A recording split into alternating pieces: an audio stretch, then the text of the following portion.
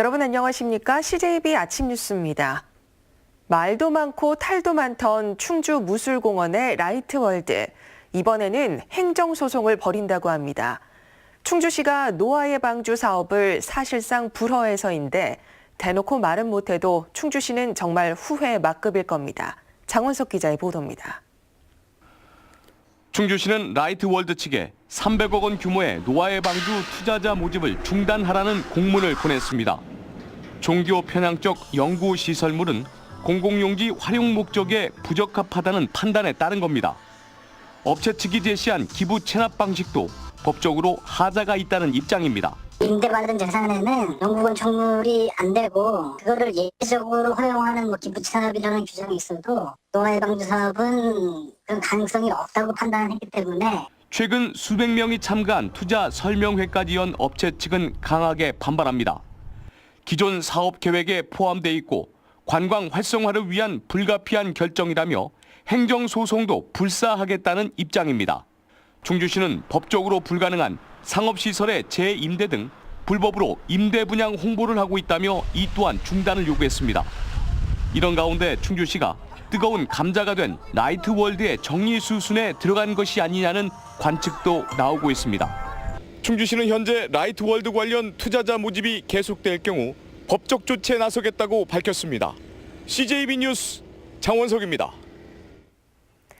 제주도의 한 펜션에서 전 남편을 살해한 36살 고모 씨에 대한 경찰 수사가 이뤄지는 가운데 사건 2달여 전 청주에서 숨진 채 발견된 고 씨의 의붓아들 사건에 대한 궁금증도 커지고 있습니다. 경찰은 이 두 사건의 연관 관계를 수사하고 있습니다. 진기훈 기자입니다. 제주시 조천읍의 한 펜션에서 전 남편을 살해한 혐의를 받고 있는 36살 고모 씨. 혐의 인정하십니까? 혐의 인정하세요? 가장 큰 의문인 살해 동기에 대해 고 씨는 입을 열지 않고 있습니다. 고 씨에 대한 또 다른 의문은 지난 3월 청주에서 발생한 고 씨의 4살 된 의붓 아들 사망 사건입니다. 당시 고 씨는 이 사건 참고인 조사를 받았지만 경찰은 뚜렷한 타살 혐의점을 찾지 못하고 있는 걸로 전해졌습니다. 당시 수사 결과 외부 침입 흔적이 없었고 아이 몸에서도 별다른 외상이 발견되지 않았기 때문입니다. 최근 나온 부검 결과에서도 외부 요인이 아닌 다른 요인에 의해 질식으로 숨졌을 가능성이 있다는 내용이 담긴 걸로 알려졌습니다.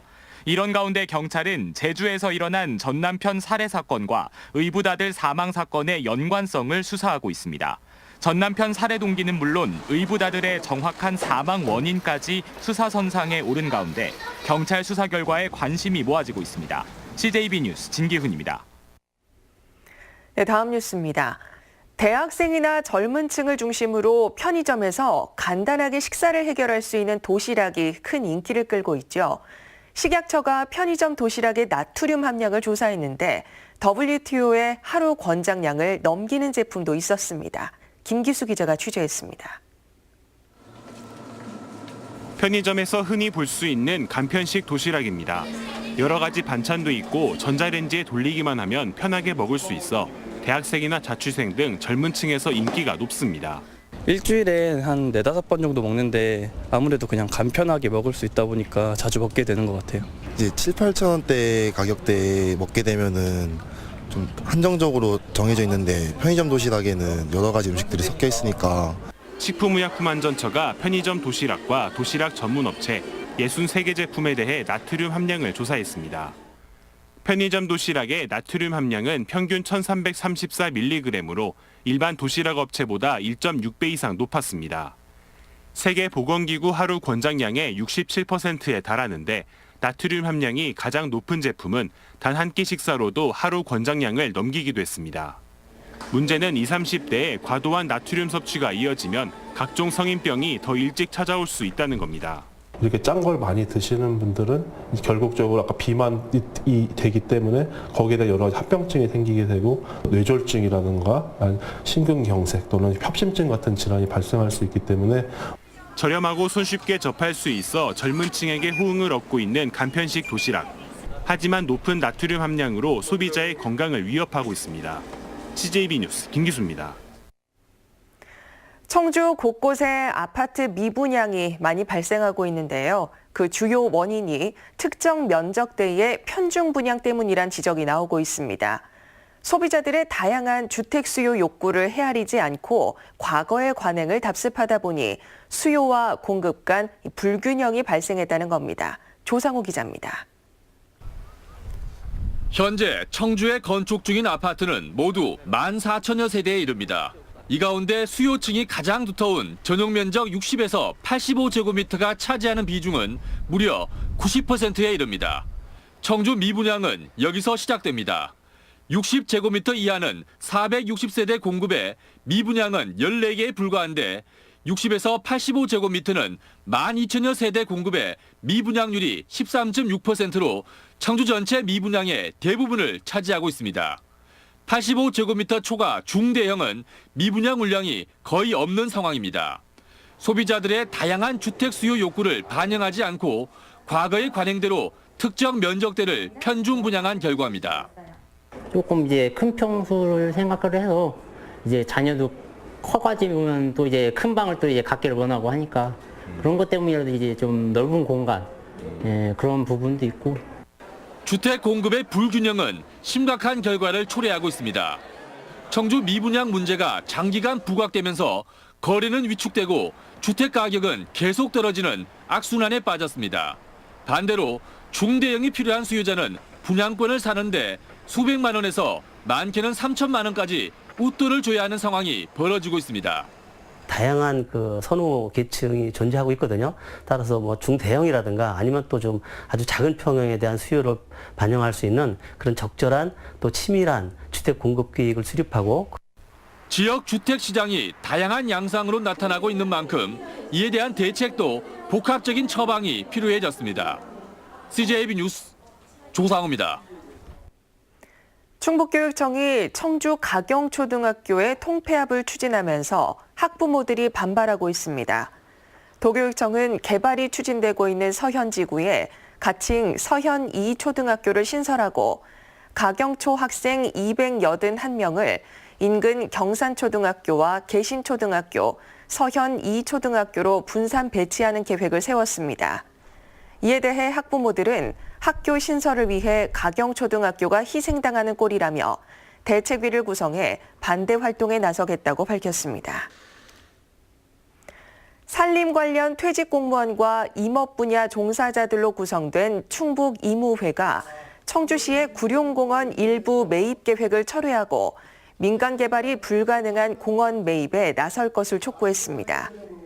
이무회는 공원 민간 개발로 세금 한 푼 들이지 않고 70%의 녹지를 지킬 수 있는 상황에서 특정 공원에만 혈세를 쓰는 것은 형평성을 무시한 처사라며 이같이 주장했습니다.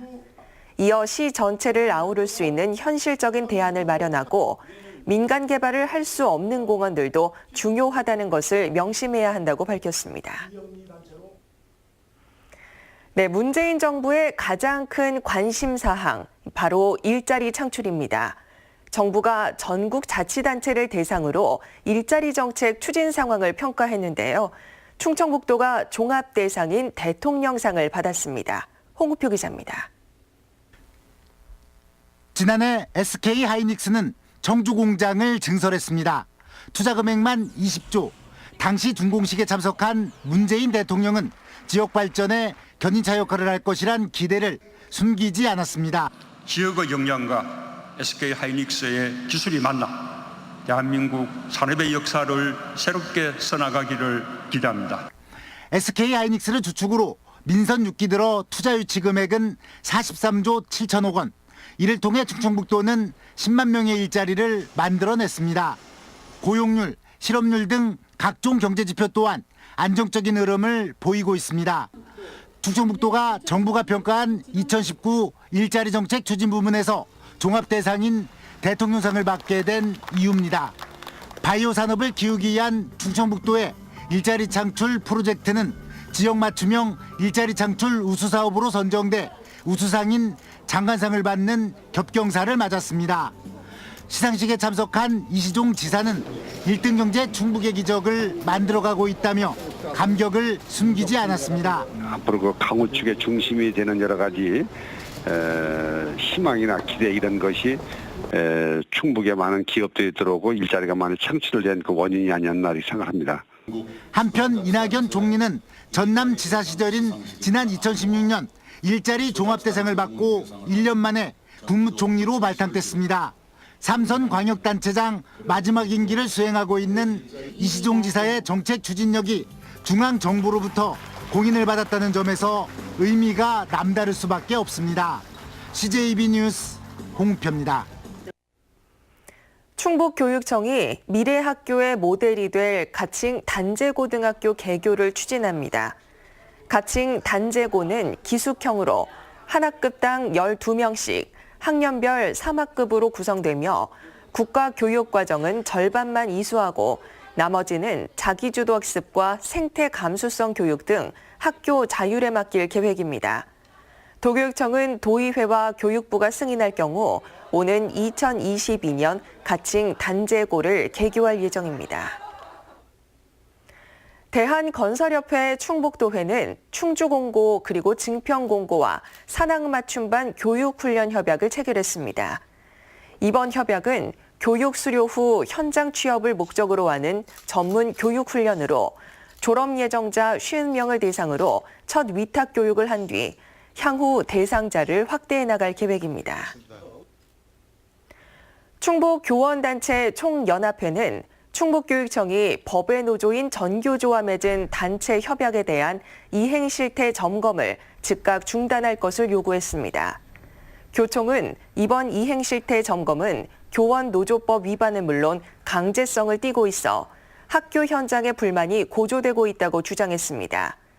이에 대해 도교육청은 많은 교원이 가입돼 있는 전교조의 정책 요구도 수용할 필요가 있으며 교총과의 합의서 이행 실태도 점검하고 있다고 밝혔습니다. 청주시가 시민안전보험에 가입하고 이달부터 시행에 들어갑니다. 시민안전보험은 각종 재해나 사고 등으로 사망하거나 장애를 입은 시민에게 보험금을 지급하는 제도로 청주에 주소를 둔 시민이면 자동 가입돼 최대 2,500만 원의 보험 혜택을 받을 수 있습니다.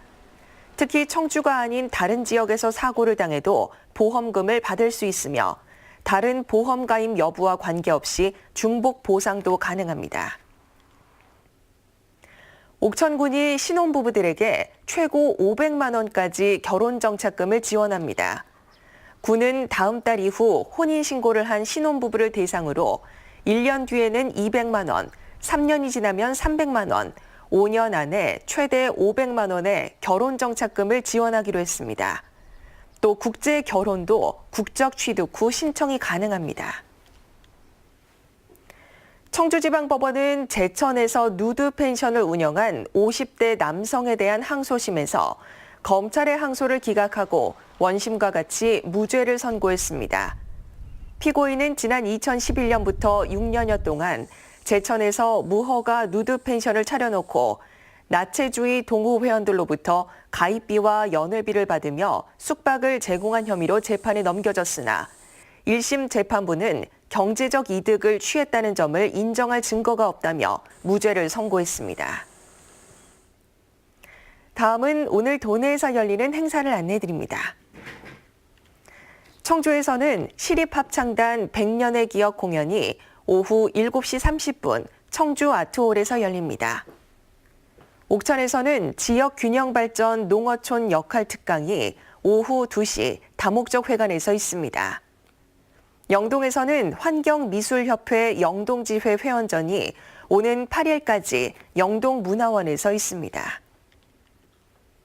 끝으로 날씨입니다. 충북지방 오늘 대체로 맑은 가운데 한낮 기온이 30도를 웃돌면서 덥고 일교차가 크게 벌어지겠습니다. 오늘 낮 최고 기온은 청주, 충주 31도 등 30도에서 32도의 분포가 예상됩니다. 모레부터 구름이 끼기 시작해 금요일에 한 차례 요란한 비가 내리면서 초여름 더위가 한풀 꺾이겠습니다. 이상으로 CJB 아침 뉴스를 마칩니다. 고맙습니다.